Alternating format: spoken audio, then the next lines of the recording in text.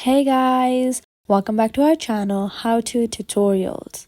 In this video, I'm going to be showing you how to log into your BMO Workday account online.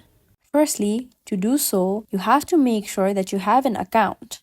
If you do, then you may proceed. Firstly, you may go to your preferred web browser.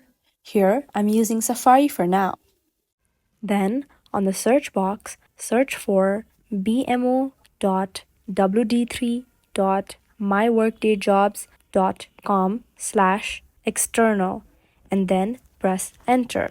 This will take you to the website. To log in, go to the sign in button on the top right corner of your screen. This will open a tab where you have to enter your login credentials.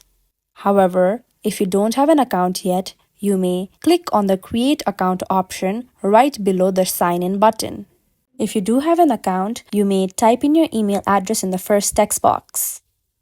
Then, type in your password in the second.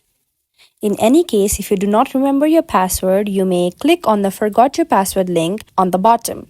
After you make sure you filled in your details correctly, then you may click on the Sign In button.